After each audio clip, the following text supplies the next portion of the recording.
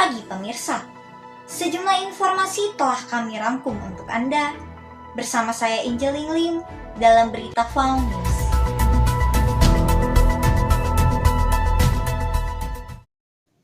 Air telah menjadi sumber kehidupan utama bagi seluruh makhluk hidup. Manusia membutuhkan air untuk melakukan kegiatan sehari-hari seperti untuk minum, memasak, mencuci, atau untuk keperluan sanitasi. Namun, tahukah Anda faktanya hingga kini pencemaran air masih kerap terjadi? Sebagian masyarakat juga masih belum memiliki kesempatan untuk menggunakan air bersih maupun mendapatkan fasilitas sanitasi yang sesuai standar akibat pembangunan yang masih belum merata. Informasi selengkapnya akan kami sajikan dalam segmen Found That.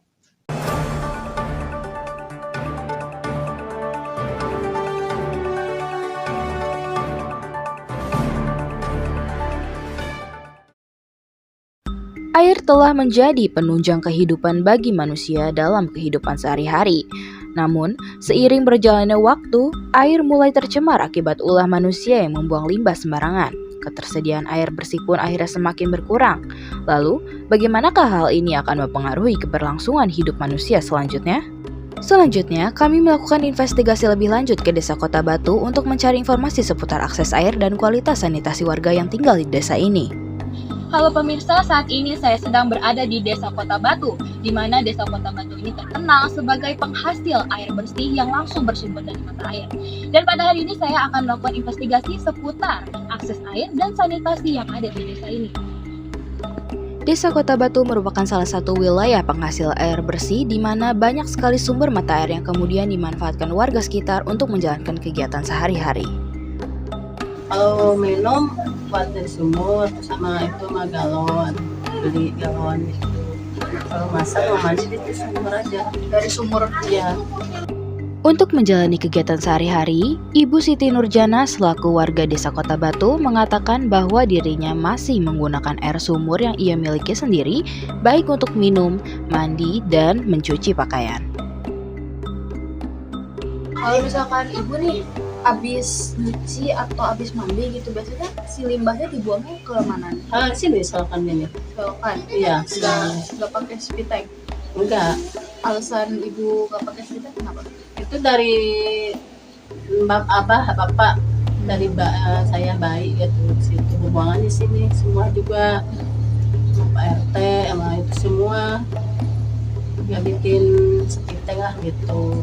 Namun, sangat disayangkan, masih banyak warga yang membuang limbah rumah tangga ke selokan yang kemudian mencemari sungai di sekitar. Beberapa warga desa pun masih ada yang mengeluhkan bau yang ditimbulkan akibat pembuangan limbah tersebut. Soalnya kalau kita bikin sepiteng, 1,5 meter aja air udah timbul. Gimana kita nggak ada resapan lagi kan?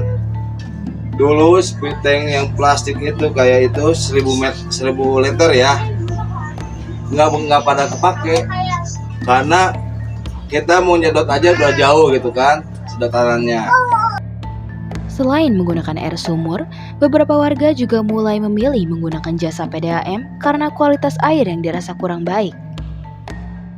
Sumur di sini ada terbagi dua, ada yang kotor, ada juga yang bening. Bahkan kalau yang bening mah ada cuman beberapa orang gitu. Kebanyakan di sini mah airnya kotor. Alasan ibu masang pump di sini karena airnya kotor. Kotor, kurang bagus. Kalau airnya bagus ya udah pasti itu aja seumur, karena kan pakai sanyo. Bahkan udah ada sanyo dijual. Selain itu, beliau mengatakan, air yang diambil dari sumur akan terlihat kekuningan dan berbau setelah disimpan selama 2 hari. Menurut WHO, ciri air yang bersih adalah tidak berwarna, tidak berasa, tidak berbau, tidak mengandung debu, pasir, tanah atau sedimen, serta tidak mengandung bakteri. Beberapa warga nyatanya sudah mulai membangun septic tank untuk pengolahan limbah meskipun sebagian besar warga masih membuang limbah ke kali. Lalu bagaimana tanggapan pemerintah desa mengenai hal ini? Septic tank guna seperti itu kan tidak untuk pengajuannya tidak mudah.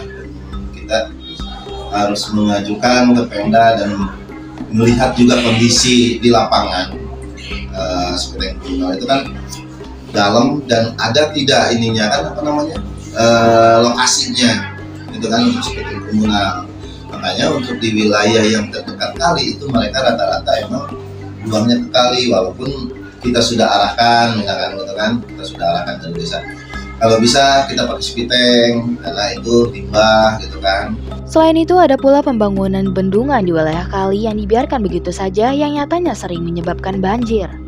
Mungkin sebulan ke belakang masalah yang ada itu banjir, karena di sebelah kan kali, kebetulan di depan sananya tetangga kebetulan itunya dibendung tuh sekalinya. Jadi ke bawah harusnya ada 1,5 meter itu dibendung karena untuk pengairan kolam. Ya emang dulu mah untuk kolam karena ada peliharaan ayam ya. Nah, belum banyak rumah, masih aman-aman aja. Jadi kan udah banyak rumah, itu bendung nggak dibongkar, sedangkan kandang ayamnya udah dibongkar, udah nggak ini lagi. Itunya bendungan airnya nggak dibongkar, ya otomatis hujan sedikit pun akan meluap air teh dan masuk ke rumah-rumah. Kebetulan bukan rumah singgah aja yang selalu banjir teh, kalau walaupun hujan kecil banjir terus, makanya suka gimana ya, pengen pindah, pengen dijual karena permasalahannya itu. Air telah menjadi suatu hal yang sangat berarti bagi warga desa Kota Batu, mulai untuk memenuhi kebutuhan sehari-hari hingga menjadi lahan bisnis usaha. Sebagai daerah penghasil air, masih banyak warga di desa Kota Batu yang belum bisa menikmati kualitas air bersih yang sesuai standar. Pengolahan limbah yang kurang baik pun menjadi masalah tersendiri. Beberapa rumah warga bahkan sempat mengalami kebanjiran akibat tertutupnya saluran air.